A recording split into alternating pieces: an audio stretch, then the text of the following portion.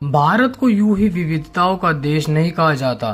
सभ्यता, संस्कृति, भाषा, बोली, खान पान के साथ साथ यहाँ मौसम भी एक ही समय में अलग अलग हिस्सों में अलग अलग रंग दिखाता है। अभी भारत का एक हिस्सा जहाँ चक्रवाती तूफान बिपरजॉय की चपेट में है, तो दूसरा हिस्सा मानसूनी बारिश का आनंद उठा रहा है। लेकिन इसी समय देश के कई राज्यों में भीषण गर्मी पड़ रही है। इन राज्यों में गर्मी का आलम यह है जैसे आसमान से आग बरस रही हो। लोग सूरज की तपिश भरी धूप में परेशान हैं और मौसम से कुछ राहत की उम्मीद लगाए बैठे हैं। इस बीच भारत मौसम विज्ञान विभाग ने गर्मी की जद वाले इन राज्यों के लिए और भी डराने वाली चेतावनी जारी की है। भारत पर कौन सा संकट आने वाला है और आखिर क्यों वैज्ञानिक इससे इतना डरे हुए हैं?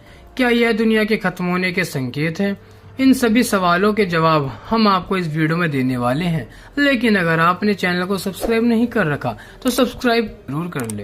जुलाई का महीना चल रहा है। इसका एक हिस्सा चक्रवर्ती तूफान बिपरजॉय की मार झेलकर अभी ढंग से उभरा भी नहीं है, उसके प्रकोप के दहशत में है। वहीं दूसरे हिस्से में मानसूनी बारिश का दौर जारी है, लेकिन देश के कुछ राज्यों में अभी भीषण गर्मी जारी है। IMD ने 6 राज्यों के लिए और भी डराने वाला चेतावनी जारी किया है। सोमवार को IMD ने देश के अलग अलग राज्यों में लू से लेकर गंभीर लू की स्थिति के लिए अलर्ट जारी किया है। मौसम विभाग के ताज़ा अपडेट के अनुसार देश के 6 राज्य आंध्र प्रदेश, बिहार, झारखंड, ओडिशा, छत्तीसगढ़ और पश्चिम बंगाल ने गंभीर हीटवेव का अलर्ट जारी किया है, कि अगले और कुछ दिनों तक जारी रहेगा। वहीं पंजाब, हरियाणा और दिल्ली में हीटवेव की कोई संभावना नहीं है। IMD के सीनियर वैज्ञानिक डॉक्टर नरेश कुमार ने कहा है कि अगले 5 दिन आंध्र प्रदेश, बिहार, झारखंड, ओडिशा, छत्तीसगढ़ और पश्चिम बंगाल के लिए काफी गर्म रहने वाला है। 5 जुलाई से 10 जुलाई के दौरान छत्तीसगढ़, बिहार, झारखंड और तटीय आंध्र प्रदेश में हीट वेव का अलर्ट है। वहीं उत्तर प्रदेश, पश्चिम बंगाल और ओडिशा में 12 से 16 जुलाई और 12 से 13 जुलाई को मध्य प्रदेश में भीषण गर्मी रहेगी।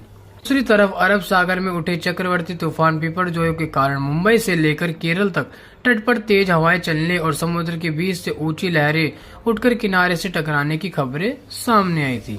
इसे देखते हुए को सौराष्ट्र कुछ तटीय इलाकों में पहुंचने की आशंका के मैनेजर गुजरात के दक्षिण और उत्तरी तटों पर मछली पकड़ने पर रोक लगा दी थी। पश्चिमी रेलवे में कि इस तूफान के कारण 67 ट्रेनों को सोमवार को रद्द किया गया है, जिसके कारण सरकार को करोड़ों का नुकसान हो गया है। वैसे क्या आपको पता है बिपरजॉय हमारे लिए फायदेमंद भी साबित हुआ है? आइए जानते हैं कैसे। दरअसल इस बार मानसून भारत में काफी लेट पहुंचा और यह रत्नागिरी की पहाड़ियों में जाकर फंस गया था, जिसे कि बिपरजॉय तेज हवाओं के दबाव से बाहर निकाल लाया। लेकिन अगर बिपरजॉय नहीं आया होता तो बादल एक जगह इकट्ठे होते और जब इनमें बहुत सारा पानी इकट्ठा हो जाता तो यह और एक विकराल रूप ले लेता और बादल किसी एक जगह फट जाते और फिर आती एक और उत्तराखंड जैसी भयानक तबाही। रास्ते में आने वाली हर एक चीज को अपने साथ बहा ले जाते। बिपरजॉय नहीं आया होता तो यह मानसून अब तक का सबसे बुरा मानसून होता, जिससे हमारे किसान भाई बर्बाद हो जाते, तो को पानी नहीं मिल पाता और भारत में सूखा पड़ जाता, इससे महंगाई आसमान छू लेती। अभी भी देख लीजिए बिपरजॉय से जो राज्य प्रभावित हुए हैं उनमें ज्यादातर टमाटर की फसल पर असर डाला है और सिर्फ 10 दिन के अंदर ही टमाटर के भाव 10 रुपए किलो से बढ़कर 150 रुपए किलो तक पहुंच गए हैं। मौसम विभाग ने हीट वेव को लेकर सलाह भी जारी की है। इसके अनुसार हाई टेम्परेचर के कारण उन लोगों में गर्मी से होने वाली बीमारी के लक्षणों की संभावना बढ़ जाती है, जो या तो लंबे समय तक धूप में रहते हैं या भारी काम करते हैं। बच्चों, बुजुर्गों और पुरानी बीमारियों का सामना करने वाले लोगों को धूप में बाहर न निकलने की सलाह दी गई है। साथ ही मौसम विभाग ने गर्मी से बचने के लिए ज्यादा से ज्यादा पानी पीने, खुद हाइड्रेट रखने के लिए ORS, घर के बने पेय जैसे लस्सी, तोरान, चावल का पानी, नींबू पानी, छाछ आदि का इस्तेमाल करने की अपील की है।